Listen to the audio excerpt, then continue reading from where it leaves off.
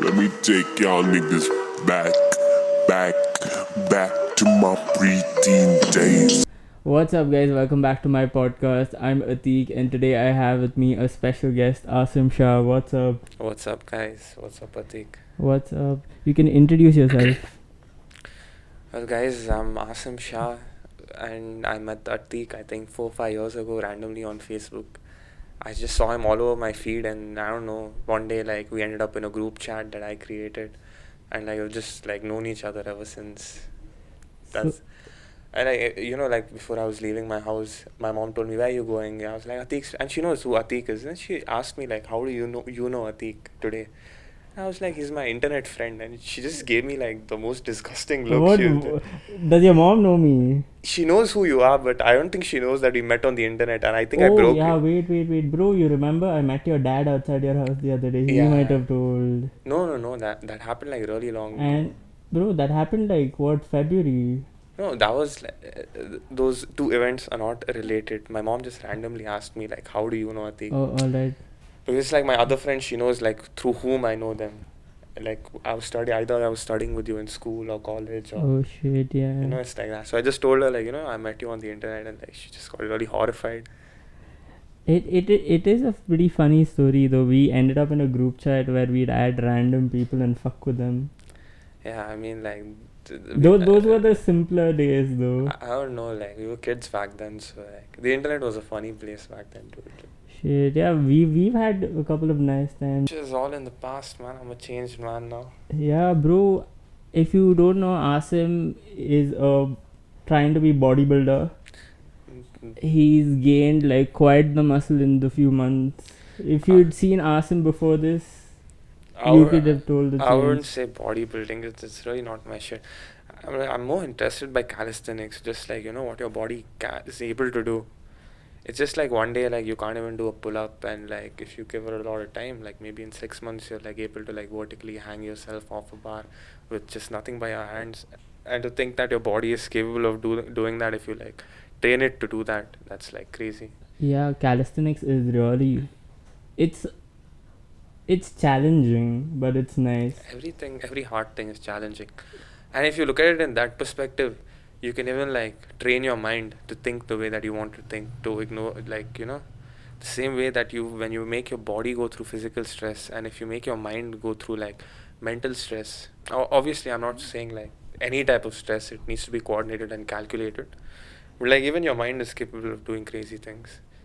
Do you remember this post you sent recently about how your neurons adapt to a new situation, and the more newer situations you are in, it trains your mind? Yeah, I think like that was a crazy study. Like I like following neuroscience, especially one of the reasons is because it's so interesting. It's everything about your brain and everything that you're mentally capable of, and to see that how these changes like come about in like a purely technical aspect, that's crazy to see. And the thing that you're talking about, getting into new experiences, like oftentimes do you see like certain kids who are way too protective of their children, Yeah. right? Their kids are usually like kind of annoying and like Yeah. kind of like slow, all right. And it's always, if you look into your cousins, always those kids whose parents don't let them do anything. Yeah. So even you're like like you don't let them see the world, so like they don't have that outlook. So we understand this on a very macro level, right? Because if you don't let your kids go out, then like obviously they're not going to be They're smart not gonna be socially comfortable, to be fairly honest. Yeah, so socially comfortable and navigating through situations which require you to think. Yeah. Right. So he or she doesn't know what to do like in a particular place or time. So and then when you take the adult experience of it, like everything that we're doing in life, so oftentimes we see that like you don't want to go to a place because you don't know the people, or you don't know what the atmosphere is like, and sometimes it's like smart, sometimes you're doing it for safety, all right.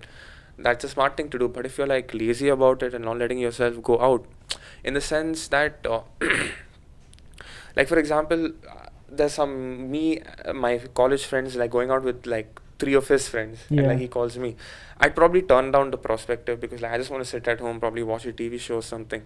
But even if I go to that place, even if I don't have fun, like what we understand from this is, even if like I'm not having such a killer time, but that experience in and of itself, going out with newer people to another newer place, even if it's somewhere in your local area or town or something, it does make your brain like change in a way, what I understand. So I feel like you should always give new experiences a try, and especially when like you could actually like mentally develop from it. Oh sure. What have you ever had like an experience that changed the whole the perspective you had on things? It changed how you understand the world. And I mean that's have you ever had that's a such? very that's a very spiritual and deep question. But have you had an experience like I that?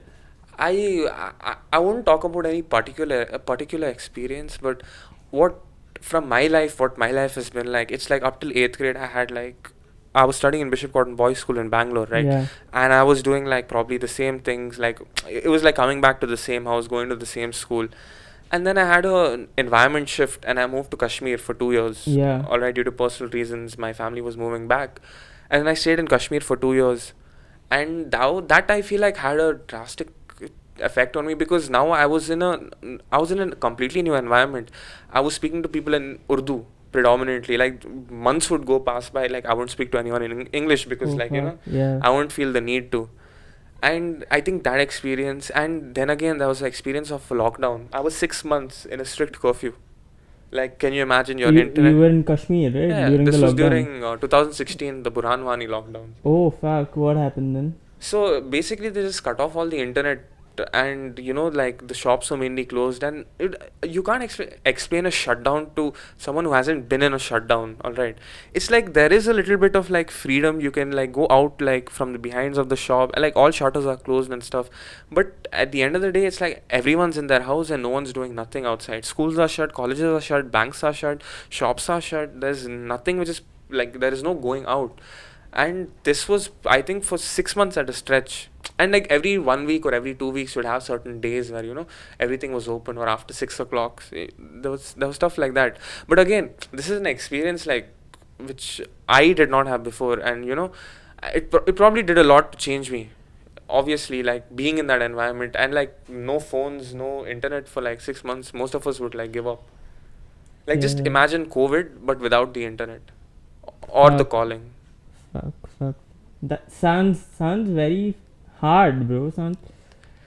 It was like, but it's Sounds like, scary at the same time. Sounds very scary. it How does. how was the environment when the whole lockdown was going on though? How was I like the mean, surrounding? Was there any political tension? there was a lot of tension that time, like, but I feel like it was a phase, right? So like Kashmir was having these lockdown Yeah. and stone pelting phases where things would get like serious for a certain amount of months. But I think ever since the 2016 Burhanwani, that was that was one of the longest lockdowns. I think they broke Palestine's record for the longest shutdown. I'm not sure about this, but I remember reading about it. So, but I think that phase is past now. Like, like even if the Article 35 and that 370 got scrapped, and like nobody really cared anymore. People of Kashmir, like, like stopped going in that path now. It's like things have come a little bit to a standstill, but like, internally, like the situation, like the legal life, I would say, isn't all that great. Oh. But enough about Kashmir. I'm not here to talk about Kashmir. We could go into detail into this, but that's for another episode. Yeah. Shit, bro. But yeah, I experience. I respect that you've gone through all of that and like Not killed myself. and or got into trouble knowingly or unknowingly. I mean, it's fine. Like there were people who've had like way worse than me. But new experiences, as we were talking about. The new like comparatively a newer experience for you right now is changing your city and starting all over again, because before there was the lockdown and you didn't really have to go to your college. I think, yeah, that is one thing. How is the shift from Bangalore to Kashmir to Chennai? There's one thing like done is like, one thing I want to say is there's no city like Bangalore, dude. Like trust me, nothing comes close. Like I thought Chennai would be a little like better, because like Srinagar is obviously like not a metropolitan city, but after being in Chennai, I can like say that Bangalore is the shit. Yeah. I feel like Mumbai is really a place to be. I feel I think a lot of people talk about Mumbai, you But a know. lot of people conclude that Bangalore, even like all these Mumbaikars and Delhiites, Mm-hmm. they're just like Bangalore is comparatively better. A lot of times. It is like I love to come back. You know, whenever I'm coming back in the train, I'm just smiling at the fact like I'm gonna go see those same old lanes, going back to that same old house where I spent so many years, go meet all my old friends. You know, at times like And this. so you're doing so right now. Yeah. Asim is back for his vacation in Bangalore, and it's been quite a while since any of us has seen him. So how is Chennai though?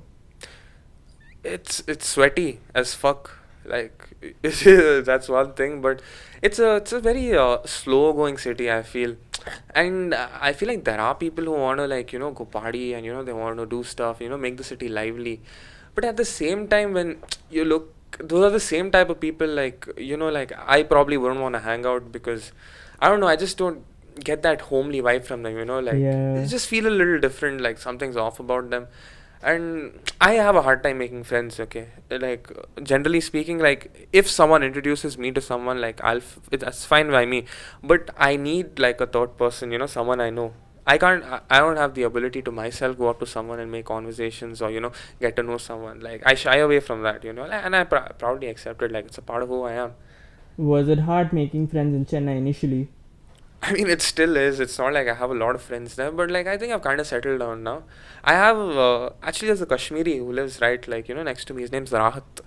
Rahat, he's a very sweet guy, dude. Like he's like I'm always with him, and there are a few kids in my class, and there's this one dude called Nikhil. Like I'm always up and about with him.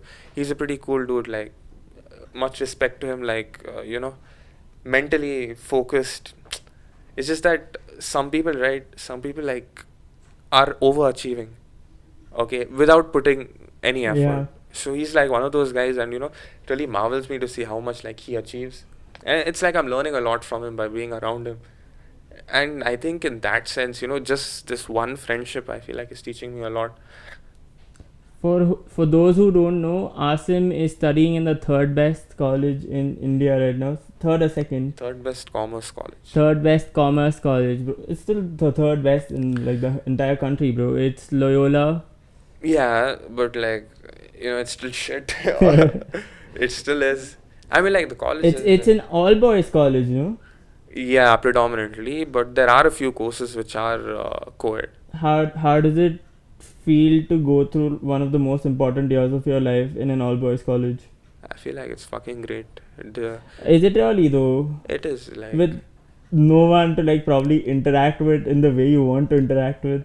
though I'll tell you one thing. Bro, I you must have had like an idea of college before you joined college. Ki, like a typical Indian movie where you think like, oh, bitches are here, and then there's a nice party scene. But then you go there, and then first of all, it's a pretty, how do I say, conservative place. Yeah, It's it a is very a conservative conservative place, right? And people have a hard time getting out of that and like going into a more casual, more metropolitan lifestyle. Yeah. So first of all, that strictness is there on the kids कि अरे इतना interact नहीं करना है जिससे जो लोग हमें नहीं पता है, ठीक है? Yeah. And then first of all, you're surrounded by those type of kids. Second of all, it's an all boys college, which means that the college people, most of the college people don't have like a proper understanding of a conversation with a person from the other gender. Uh-huh. And you are someone who's born and brought up in Bangalore, which is like casual, and you've had like a lot of friends who are not boys. Yeah. So must have been like a really hard time going to a new place and settling. Yeah, I mean, like, see, initially it was like that, okay, but see, when I was in Bangalore, I had a very fast-paced life. I was chilling every day, like, I had a girlfriend, and I had girlfriends, and I had guy friends, and we used to go and we used to chill, it was like those typical high school periods of your life. And I realized one thing, like, that's not what I want to do. And it's not sustainable, neither is it realistic. And I realized that that's not what I want to do in life. I want to put in some discipline in my life. All right, discipline is key to not losing yourself. And if you engage too much in what I call desirable activity, and high dopamine functioning activities, right? Now, I might sound like a boring person, but trust me, like what I'm saying is completely opposite of what I am. I'm a madman, right? When it comes to partying, when it comes to chilling and all that. But the problem is I go too hard all the time, It's go hard or go home though. yeah, but it's not like go hard once and then chill. It's like go hard every single day, Yeah. and that is not sustainable, and that it messes you up in the sense that you're not able to achieve anything. What is achievement? What is achievement? Achievement is, for me, it is giving back, and you cannot give back unless you're in a position, high enough position, right, in life. Now, for example, giving back in the sense that, even if it's a small lady on the road or a guy on the road, just helping them up, giving back in that sense, in the smallest aspects. But I wanted to translate to a level where, I'm standing, I'm in society as like a respectable person, and people will listen to me. People will listen to me. Is that like a very, how do I say, modest way of saying you want to be in a higher authority compared to society? Is that like a I mean, like, very non-worldly thing to say? now that you say it like that, I just feel like a bad person now. But You're fucking around, not kidding.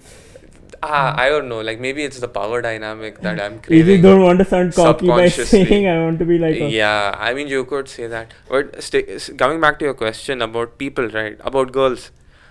My breakup, first thing I want to say, my breakup was very terrible, dude. Like, it messed me up, alright? And when it messed me up in that sense, like, I don't want to speak to any girl ever again. Like, no matter, I don't care, like, who you are, how pretty you are. I want to stay the fuck away from you. Like, it just girls made me sick to my stomach, basically, for a long time. And since I was going to an all-boys school, it kind of helped. And now I feel like I'm in a position in life where, I don't feel the need to, like, have another person, like a female in my life. It's like, for some people, it's like it's a need. Like, you're constantly trying to get there. But it's like I've given up. I haven't given up on love completely, but I've given up on the chasing and all. I'm just gonna, like, make my money, like, chill out in life. Probably, like, in 2-3 years, maybe get married. Are you like, considering an arranged yeah, marriage? arranged marriage. That's the best fucking option out there, because it's just too much fuck, dude. Just get dating again. I don't even have the energy to talk to another female. Dating is like way out of the box. But, like, coming back to people, you said conservative boys. In my, what I think is, like, everyone has potential. Like, you may not like someone, alright, or you may think someone is dumb, someone is stupid, but I always give the benefit of the doubt to that person, because obviously I don't know the person personally. I don't know what they've been through in life. So even if I don't like someone, or even if I think someone is lame, or someone is, like, stupid, or, like, not my vibe, I don't talk to them. I distance myself from them. Obviously, like, I try to avoid them, but I do not take such a perspective that, like, I'll never want to talk to this guy ever again in my life. If something comes through, if he comes and talks to me, I'll talk to him, I'll respect him. So in that sense, I respect everyone in my class, no matter, like, who they are, what they do, and, I give them the benefit of the doubt. And I don't have that mindset to think that they're not going to get anywhere in life because, they're lower than me, or maybe they can't speak as well as me, or can't, think as well as me. But I know that they will be, their profession probably in some other area of life, which I have no fucking clue about. And, that's why I always, like, keep a bright face with all my classmates. That's why I love all my classmates. I love every person I interact with. There is no person, like, who I feel like, is not worth my time or anything. In that sense, I respect everyone. So I think that mentality has, like, maybe given me, a chance to, like, accept everyone for the way they are. And coming, like, because I had to accept people back in Kashmir. Oh, Kashmir. I had to accept different kinds of people who had different tastes. Like, it was obviously a homogeneous society, but it was very different from what people were in Bangalore, right? And I had to accept all of them. So I feel like these experiences where I went to different towns and cities, and I was living with different people and speaking to different people, it's given me a more perspective, a greater perspective on acceptance of how people are. Now, even if you go to some other country, like, if you go to Russia, if you go to America, if you go to China, if you go to Taiwan, you're just gonna meet different people with way different cultures, with way different, like, everything is just completely different about them, and you need to accept them for who they are. If you get into that mindset that, I'm better than them, or I like to do things this way and I'll keep it that way, you need to start changing yourself. You need to start bringing that dynamic into you. And if you don't bring that dynamic into you, it is only going to lead to more deterioration of your mental health, to the point where you start becoming hating. And that's where racism comes from. And because it's a mental illness. It's because you do not give your mind and your body a chance to accept those around you. And I feel like, I'm not saying this, quoting this out of some fucking research paper, but like, I feel like you're not trying to accept yourself. Accept who you are, and who you are is always going to be changing. Damn. Was that too deep? Was that out of a research paper though? I don't know. I'm just saying some shit. I'm just saying whatever comes to mind. I don't even know half this shit is making sense, dude. To be honest, I just be saying shit. So, what do you think has been like the best study environment, or like how do I say, college life or school life environment? Right, Bishop Cotton's, and then DPS, and then now Loyola. I feel like those were all in very different phases in my Yeah. life, obviously. Because when I was in Bishop Cotton's, I was a school kid, and obviously as a school kid, you're always running around, studying, trying to get the best score. What's the wildest school story? Bro, What is the wildest school story? There are Not the two- wildest school stories, if you have a lot of there's them. too many wildest school stories. What's the first thing that comes to your mind? There is one, but I can't say that. Just say that. No, it's too NSFW. It cannot. Just say it, bro. It cannot be damn. on cam, and I will I cut cannot it. be the one I saying will it. cut it. No, I will cut it. No, because it's me who is doing it, and I cannot say what I was doing there. It's not obviously sexual or anything. It's just it was a very messed up activity. Now, anyways, let's. I'll tell you Okay. one messed up story. Alright, yeah. I was in 6th grade, and we were all just chilling, and there was this Kannada gang dude called Jonah. Now you know how like the typical Kannadigas are, right? So you have the normal people, you have the normal Kannada speaking people, and you have the Kannadigas, the guys who really look, like they're gonna kill you. This was in 6th grade, and that dude was like overly mature for his age. I don't know, he hit puberty 5 years before me or what. But okay, fine, we're chilling, and we're all chilling, and I was actually, why this happened. I was counting the money from my bands. Okay, I used to sell bands and get a lot of money. That's what's so Those crazy. neon bands. Yeah, no, that's a the crazy Avicii story. and Yeah. Okay, well, let me complete this one. So I'm counting the bands, and I'm like, one sharp fucking like I felt like something sharp against my skin. Oh, Okay? what the fuck? And I thought, now me and Jonah keep fucking around and hitting each other, okay? I thought he just like pinched me with a pencil or something. I turned around and I hit him, okay, on the back. Like, wow, what? I gave him. Okay, fine, we're walking. Okay, done. And I'm walking, and like suddenly these two dudes tell me, bro, your like shorts are bleeding. And I look, and I'm like, there's one cut on my short behind, what and it's the bleeding. fuck? And so I went to the medical room and all that. Turns out the motherfucker had taken a blade and cut me with it. Yeah, in 6th grade. Fuck.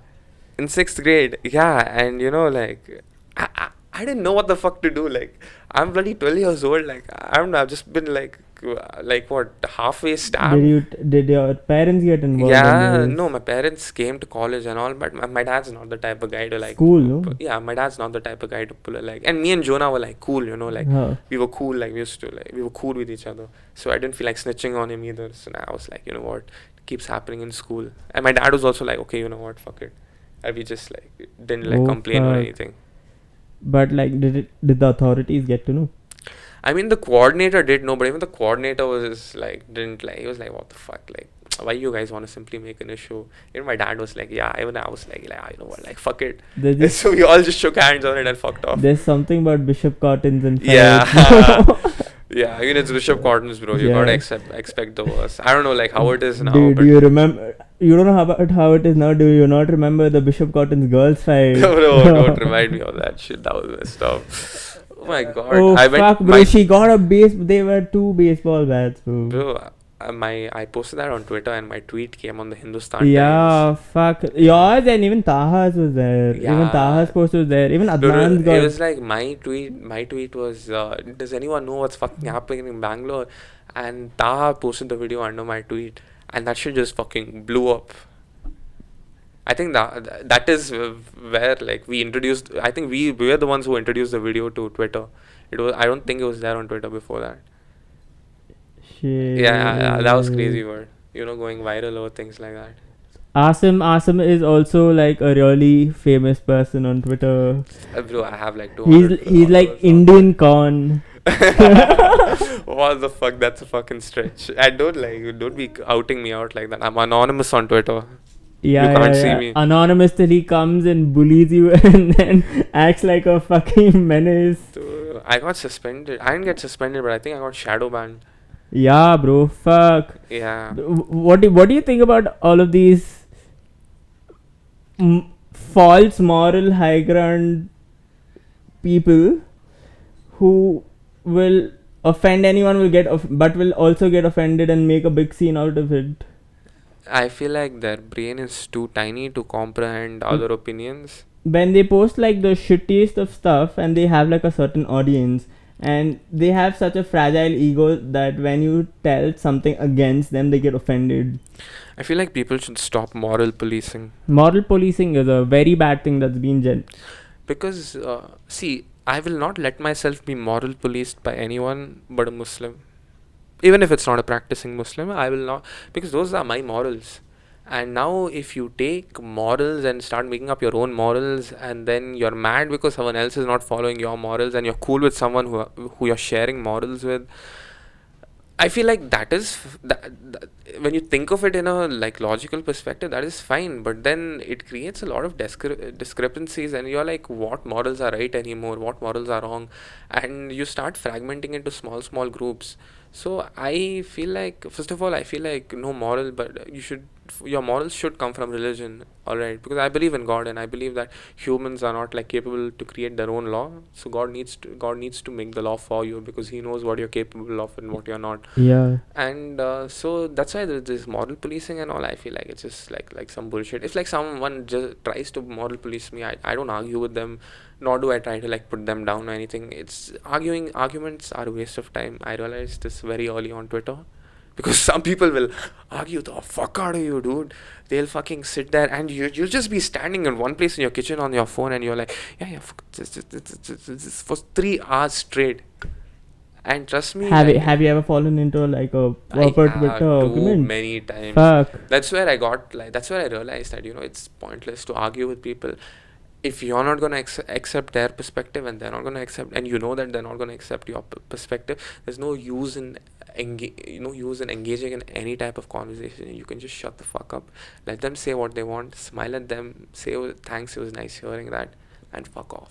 That's all you need to do. You do not need to get into that. Your mental space, right? You need to know how to like conserve and preserve it. It's very important. The minute you let a motherfucker get into your head, it's over for you, because it's your head. And if you let another motherfucker get into your head, it's no longer your head, it's their head. Now everything they do, everything they say affects you. And this is true not only for like arguments, this is true for everything, like even relationships in your life, for the matter of fact. As a matter of fact, people, right? You never like people like sometimes like get into your head and start controlling you.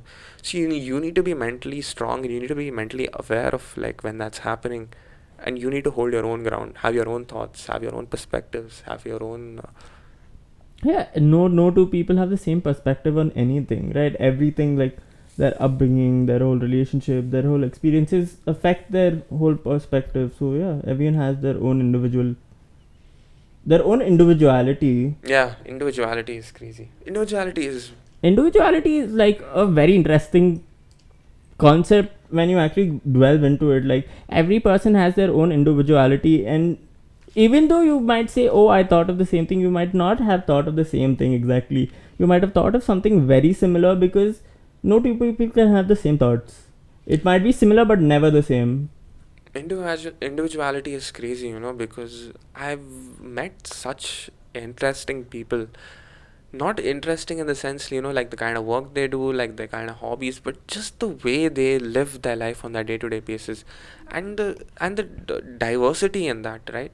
So I know one of my friends called Danish. All right, he's a national snooker player. Danish, if you're watching this, shout out to you, my boy. You're one crazy motherfucker. And the way he conducts his life, the way he's disciplined, and he has like a routine, and does that, and practicing for snooker is no small thing, especially like when you're playing nationals and stuff. But he has that mindset, right? And I've seen that mindset in a few people in my life. Like my friend Nikhil, he, like when they have to get shit done, they get shit done. I'm not like that. I fucking chill all the time and I procrastinate till everything is left at the end. But to see these different type of people who are like serious about their life, and you have people who are creative people are so fun to be around. They on spot they think about stuff, and when you see creative people and you see these focused, like logical people, there's like a stark difference in them. And when I meet both these types of people, and I recognize the differences. And so not everyone has both, not everyone has all the good characteristics. Yeah. So We all have our flaws. what is important is realizing what are your strongs, right? What is your strength? Where do you fall into the like spectrum, and what do you do good? And doing that good thing over and over till you perfect it into it's an amazing thing. And being that person, and like seeing people who are like capable of different things in their own different fields, I feel like individuality is crazy. And I don't think anyone should feel like low because they couldn't achieve something someone else did. I feel like everyone is like destined for greatness. It's just that it's you who makes yourself great. So if you put yourself to it, if you work hard for it, if you realize what you need to do to be great, and if you work towards it, then I feel like you will be great one day, like no matter what you do. So it's important analyzing first that what you're capable of, and then actually like doing the work to reach that potential. That was too much deep thought for today. Fuck, bro. Right. I look very, very, very, very fucked. I sound like an Indian Andrew Tate, do I? No, bro. Andrew Tate's a Okay, I need to take a piss. Can we end this? It was a nice podcast, bro. So see you guys. Thanks for watching. Please like, share, subscribe, and comment. Shout out big homie Seth. Shout out big homie Seth. When I was only 13, I fell in love with this girl at first glance. Thought it was the type.